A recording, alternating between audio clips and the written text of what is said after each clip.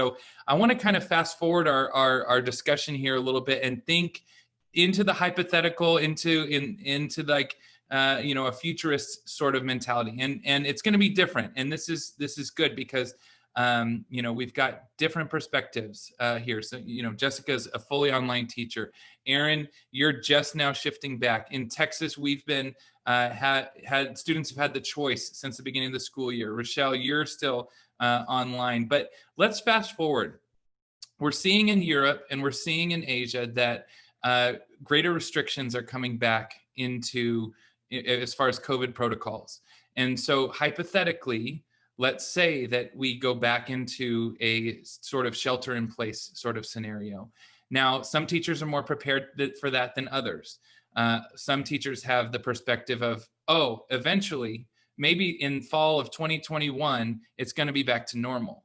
But that, I don't think, is a mentality that we can have, especially in the sense of being kind of at the front of the wave and working with preparing teachers and thinking about what's to come. So what would be some strategies or plans that you would want to start to implement to prepare teachers for a second wave of fully online learning? And, those of you who are still fully online, what are you going to do to prepare for another extended amount of time of being in kind of the online classroom? And how do we prepare for that, not only from the teaching side, but also from the technical side? What updates, what things are going to happen as far as that goes? So Rochelle, you want to start us off on this one? Sure. So I think the first thing that's going to happen is, it sounds like a really simple thing, but a mind shift has to occur in our educators. I'm the weird person on my campus that thinks, in a way, COVID is a blessing for education, because I feel like the public educational system has needed a change for a long time. And so it sort of forced us to get out of our comfort zones and try new things. So it's exciting for me, but for a lot of other teachers, it's absolutely terrifying. I've never seen so many teachers cry ever as I have at the beginning of this school year. And one thing that I'm noticing just in my general area is the educators were really excited about making changes in the beginning, but now it's like, I just want to go back to the way things were because that's my comfort zone, right? And I don't want to make mistakes in this online environment because I don't want to look bad.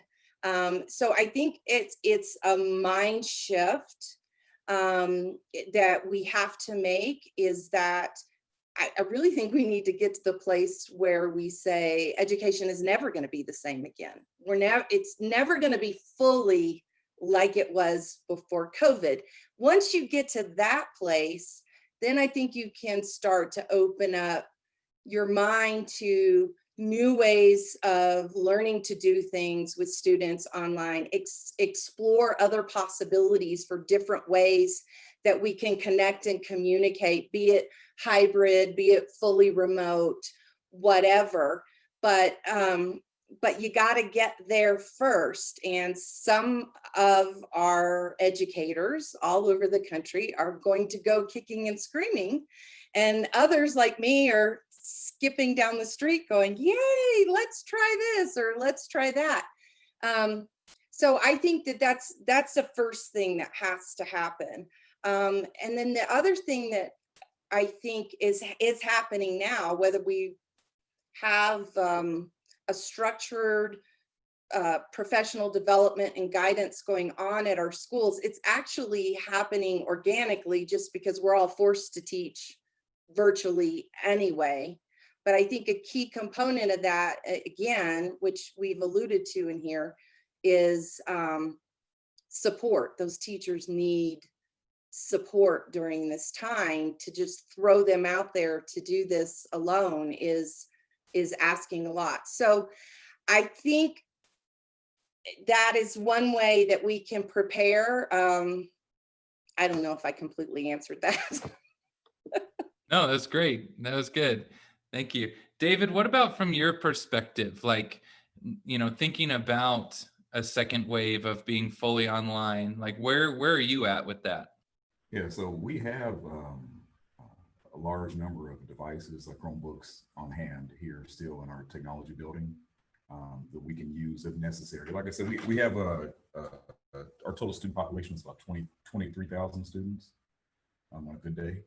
And we've only handed out about 15,000 devices. And that part of that reason is because some of those students already have devices at home, or some of those students are back face to face, and so they use devices that are on campus in a one-to-one scenario. But if we completely shut down again, I think a lot of those students will probably need something to take home and actually use at home.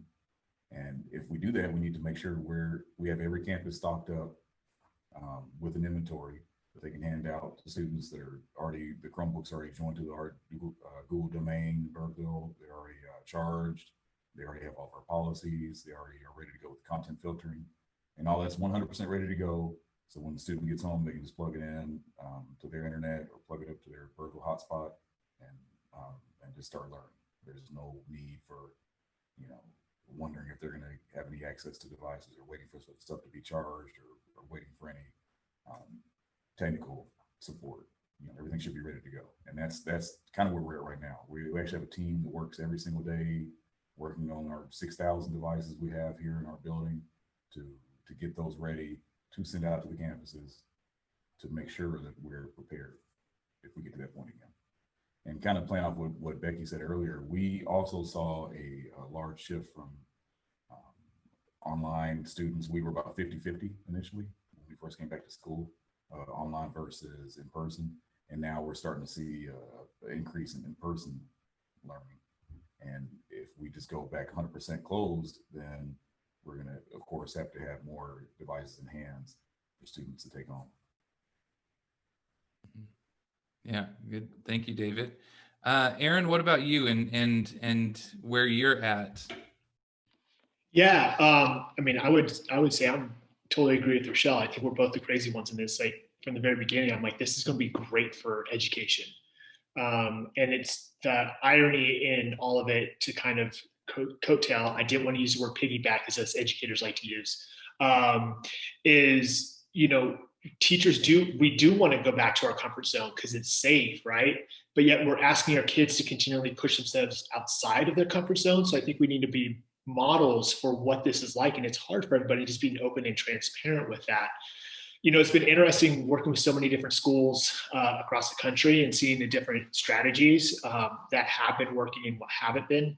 I think this is going to be great for us as kids because we see that we're seeing more engagement, more success with certain groups of kids who've never been that successful in school.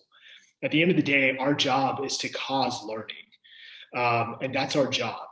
And it's funny is like we have a very specific focus around project-based learning. We've been one-to-one since 1997, 98. This is our 25th year. Someone could correct me on my math later on. This is our 25th year as a wall-to-wall, one-to-one school. So the technology piece was kind of a seamless transition, but we've still struggled with things like you can't get kids to engage in breakout rooms and this and that. We get so hung up on the tool that we forget the purpose of what and why we're doing it. So where we found a lot of success is really simplicity. And when I say that is we need to have a focus on clarity of what the learning is and what success around that learning is. I think so often we get so distracted by the shiny objects of like, oh, look at that new pedagogy. I want to go do that training and this training. And really, like, I always joke, I'm like, no one wants to go to a training on assessment, but we all would love to be interested on, give me better forms of feedback. Like what feedback is working for you? Because we know feedback doubles the rate of learning. And we know clarity is successful and we need to have clarity. So we've been really honing in with all the schools and like my background's elementary. So I'm like listening with Jennifer. I'm like, yeah, I know, I got it, right? Like you have a 6-year-old and to put them on a screen all day, I'm like, can we just get them outside too? Right. So it's really about like our approach is really thinking, one, what's the learning you want to have? Right. And not just the recall, but like, how are you getting them to apply it as well? So often in PBL, people think of PBL as like the product, and we're trying to like shift that thinking. It's not about the product. It's about learning, right? And really it's academically rigorous learning that should happen in context. We are living that change now as teachers. We don't want kids to be really good at making shoebox zoos and shoebox habitats. Like, that's never been on a job application of mine, and I've never taken it to like an interview. But what we want kids to do is to be able to transfer their knowledge in different situations. And that's what teachers are doing now. If I've taught third grade or ninth grade for all these years, the content hasn't changed, even a little bit. But you know, it's now I have to deliver that content in a different way. But the learning is still the same. The method and the tools and tasks we might have kids do are going to be different. And that's the power, right? It's not about doing X training, this training, and this training. It's about enhancing your toolbox to meet the ultimate goal, which is to cause kids to learn. And really focusing on the learning strategies that kids need to have to increase that learning, to cause learning. And like I always say, like, I'm pedagogically agnostic. I don't care. I mean, I'm a big PBL guy because I want kids to apply their learning, but what method and tool I use, I don't care. Like, it's about getting kids to cause learning and get them the academic growth. And so that's what we've been focusing on. And that's really where we've seen a lot of success. And also a deep breath from teachers like, oh, good. I actually get to go through content. I'm like, yeah, like, let's just cause some learning. Let's just do that. Yeah, absolutely. Great, Aaron. I love that. Cause some learning. Sorry, I got on my soapbox there for a minute. I apologize for my soapbox moment. It's okay. That's what we're here for. You jump on the soapbox and it's virtual, so no one can see that you're standing or sitting. So it doesn't matter. So Jessica, what about you? What are your thoughts?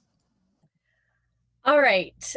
I want to pick Aaron's brain maybe a little bit, but what does future learning look like? I think some people, Rochelle, Aaron, David, a little bit, you've hit on some really good points. We can't take, I'm going to be bold here in saying this because I'm not a district leader, I'm not a superintendent, but we can't take the traditional classroom curriculum and environment and push it into the virtual or remote environment. We just can't. Unfortunately, we may live as teachers, as an educator, in those systems. We can't necessarily change what our curriculum looks like, how students are showing their learning, but we can, in our classrooms, make those choices, like Aaron was saying, to focus on the process instead of the product, and giving students those opportunities. What I would say is, from my experience and what I hope to continue to improve upon future learning, since I'm in a virtual environment, it's always been, it will always be, is collaborating with my colleagues to make my classroom instruction seamless and interwoven into what they're doing in theirs. And I think, Aaron, this is where PBL comes in. It's an interwoven, it's a constant, it's a learning as an everyday, when I wake up to when I go to bed, throughout all subjects. So for me, it's that cross-curricular piece, the collaborative piece, working with other content teachers, working as a team, and coming up with lessons that are not stagnant, not isolated on their own, but actually can play off of the other classrooms, the other subjects that students are learning. That's what future learning looks like to me. And again, I was a little bold in saying that, but from my experience, we can't just have them come to school, sit in Zoom for 8 hours, and then send them home with homework to do. It's just not going to work that way. So I think, I don't know, I hope hopefully some leaders hear this and take that to heart. And I know a lot of leaders have already done that and made those wonderful changes to kind of think outside the box to what it looks like remote learning. So Becky, you are the virtual principal, and probably you're the virtual administrator of the group here. So where are your thoughts at with this whole future process of where we might be if a second wave comes? Sure. I think for us, there's kind of two paths here. One might be like an immediate, like, what if this happens for the spring semester? And the other one would be more like, moving forward, this may change education forever. And so are we going to be able to offer this environment for all families from here on out? And how do we facilitate that as a district with a high quality opportunity for families and for students. So immediately, the thing that we are concerned with is the student engagement. How do we continue even in the spring? Should we all go remote, or just some of us are still remote? Like, our immediate actions go to, how do we engage those students that aren't engaging, and those families that can't come back to school. We've encouraged some to come back because they're a better face-to-face learner than they are a virtual learner. I think everybody's looking closely at those cases. But some can't. And so how do you continue to work with families in their environment, and just communicate the importance of their students engaging on a daily basis, so that they are learning and on track to be ready for whatever comes next. Because we don't want kids to repeat grade levels because they didn't engage for, a certain amount of time. And that's one of our realities now, is trying to engage a population of kids that aren't being so successful right now in the virtual environment.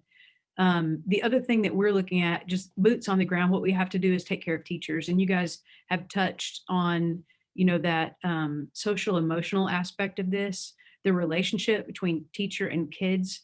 We have to continue to foster opportunities to build that relationship when they're not face to face. And it does take more steps and it takes more time when you're in a remote environment. But the other thing that we're cognizant of and working to just work through at this point is that all of our secondary teachers, and for us, we had a separate elementary and secondary model. So our elementary model has dedicated virtual teachers, to a group of 23 to 24 students. But because of master schedule limitations and the timeline that we were implementing virtual school for secondary students, all secondary teachers are teaching concurrently, face-to-face and virtual students, so that we didn't have to jeopardize the students' course subject, choices, and throw off the master plan for, graduation. So we've got to work to help those teachers seamlessly and less stressfully implement those learning opportunities. If we had enough time, so like in the future, what we would look to do is dedicate virtual teachers to maybe not an entire virtual day, but like sections of virtual teaching, so that they could offer sections of that so that you could have synchronous learning. Our plans right now are primarily asynchronous, but our elementary model does have synchronous moments of instruction in it. So those students check in up to 3 times a day with their elementary teacher, and they're able to do, social emotional learning activities and just a check-in with the teacher and talk to their peers. And then they do small group guided reading and guided math lessons on level for elementary students. But our secondary students haven't seen that type of synchronous interaction with the teacher, because the teachers are also fostering that or facilitating that face-to-face instruction 7 out of 8 periods a day as well. And so we've got to work through that puzzle of providing an opportunity for teachers to have time to work with their remote learners, and then also not overload them with that balance of really both jobs. Yeah, all of those things. I mean, we all think the same way, and just the struggles that our teachers are having. I know in elementary, we spent some time as an elementary digital learning team to kind of just get out there and question and ask how things were going with our teachers and things like that. And, then it wasn't surprising, but the number one concern that they had was the engagement piece, and just that relationship with the students online and face-to-face. Because in our situation, we have teachers teaching concurrently. So we have teachers teaching online and teaching face-to-face at the same time in all of our 21 elementary schools. And it's hard. It's very hard for them to manage that. So as a team, we've really been trying to focus on some ways that we can help our teachers as a whole district And so we just launched actually this week, it's really just an email sent with just some quick wins on how they can engage with their students with our resources that we pay for and provide for them. And so we're hoping that we can continue to really hone in on what those needs are and provide resources for them that can, that they can just quickly watch, because as we all know, time is precious and they do not have very much of it at all. So just to be able to quickly get some ideas and things like that on how they can reach those kids in their classroom. Yeah, great examples from everybody there. Thank you, Jennifer, for that. So I'm going to throw a curveball to all of you. This is not on the questions that I sent you. So I apologize for that, but let's pretend hypothetically, this is the beginning. 50, 60, 70, 80 years from now, we look back and it was 2020 that caused the ultimate shift that made education look like what?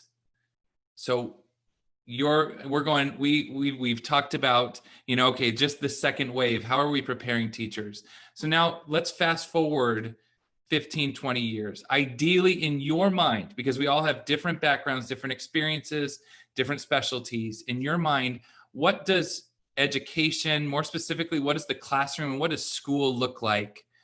Hopefully, in your optimistic opinion, abandoning all the other things, policy, money, tests, all of that other stuff. If this is the beginning, then what's the dream? What does it look like down the line? What does the classroom, how has it changed? How is it different? I think that's something that we're all hoping for. Aaron and Rochelle, I'm in the same boat. The idea of forced innovation and having to make changes, it's so exciting, and you hope for something more. So what does it look like in your mind, based off of just purely you? If you could sketch out the classroom of the future on a napkin and explain it, what would it look like from now? Any thoughts? I think this is the beginning of individualized education. Everything else that we do in our world, in our life, has to do with like the end user benefit. So we customize our phones, our devices, our cars, our houses. Pretty much everything we touch is customized to our liking, to our needs or preferences or personality. And I think this is the beginning of that time where we look at what is the best way that an individual child can learn, wants to learn, is the most engaged, and then how can we support that? And that is going to be a shock to our public education systems. But something that I think pockets have done for a very long time. We're not the first group that's ever had to look at completely online education or customized education. And I think that's something for us in public schools that we're going to have to look at very, very closely. I was going to say the exact same thing, Becky. Yeah, and I mean, pie in the sky dream here is that, and I don't want to, I don't want to upset anybody, but I would like to see learning happening anywhere, anytime, on any device, in whatever manner suits you best. So it might be face-to-face.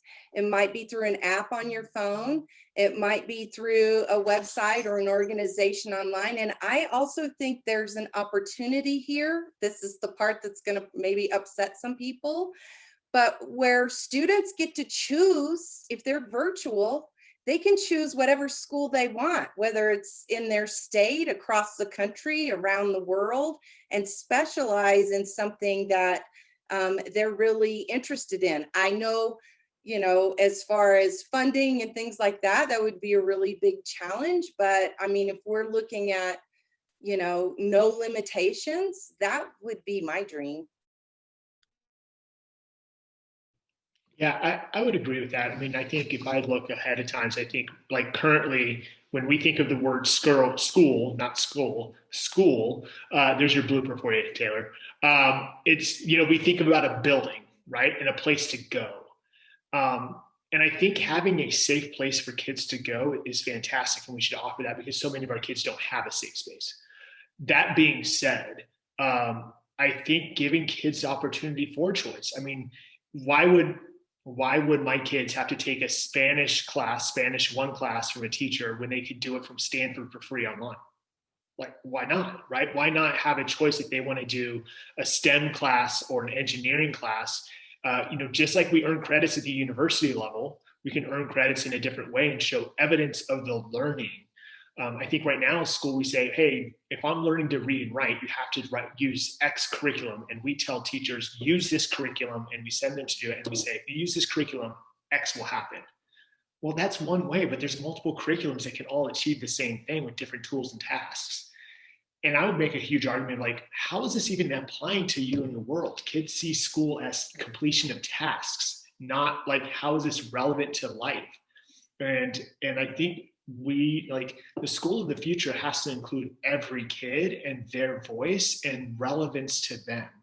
Like place-based learning is powerful because, kids in Waco and kids in South Carolina and kids in New Mexico are different than kids in Napa versus Southern California and the environments, but the learning outcomes are all the same, more or less, right? So if we know that, why not bring in more relevance for these kids and getting them to like, hey, I just learned how to do a persuasive writing essay, but who cares if it's on organic lunches at school or whether we should wear masks or anything like that? Let's actually what do you want to persuade somebody about?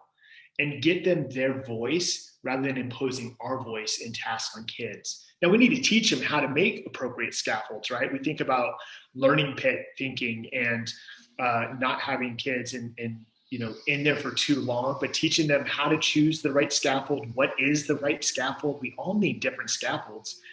Don't just force a Venn diagram on every kid just because, well, that's what we've always done for 30 years.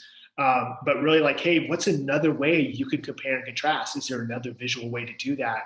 And helping teach kids those strategies so they can make those appropriate choices. We're including more voice and choice, connecting them to their world, and really making sure that their voice is being heard and contributing to the community and to the world.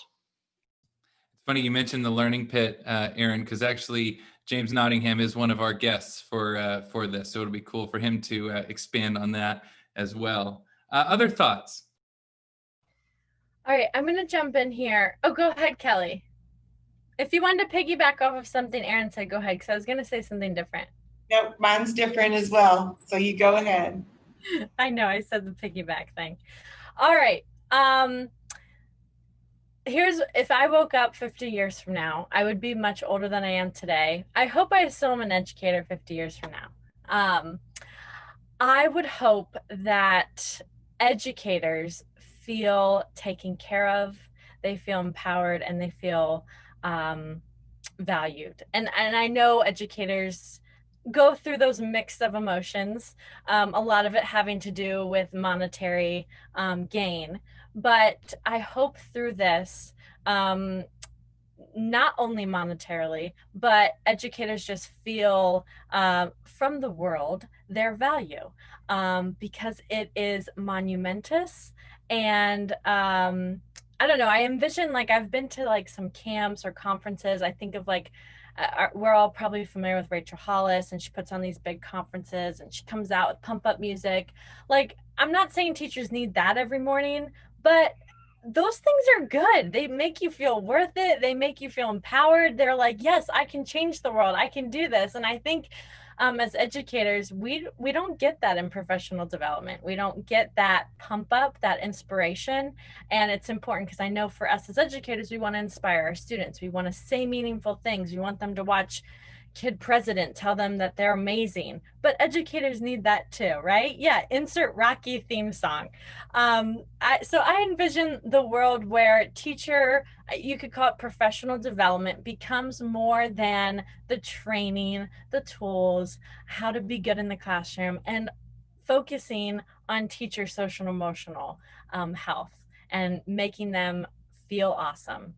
Not that they don't already know that, but just making sure.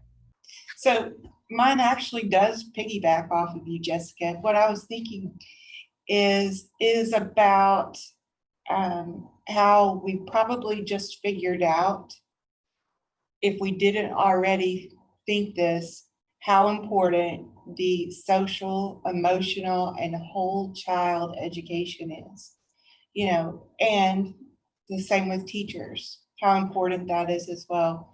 But I think the future of education, the whole entire child will be served. The social, the emotional, every well-being need for that, you know, with that child. I can't speak. There you go, Taylor. But we won't just focus on standardized testing. That we will move away from that. And that's been my thought too, as I've been listening to all of you. And I've been thinking, just for my own 2 children, personal children that I have at home. I mean, all of these things, this is what you want for them. You want those needs to be met when they're at school, just like they're met when they're at home. And, you know, both of my girls have had situations where they've had some really rock star teachers who have honed in on that. And it's really made a huge impression on their lives. And so, you know, and again, just like what you were saying, Jessica, I think it's very, very important to really meet the needs of those teachers. And especially now, I mean, they're tired and beaten down, and, you know, they need those lifts just as much as the kids do. All right. Well, I think that can do it for us. We've got a lot of awesome things here, and thank you all so much for being a part of this and diving into the 12 days in a unique way. It's so fun to be able to get connected with people all around the country, and so we just really appreciate you. We got our ugly sweaters represented here, and Christmas colors and everything. Thank you guys all so much for being a part of this. It was lots of fun, and it'll be cool to see what the feedback is on it.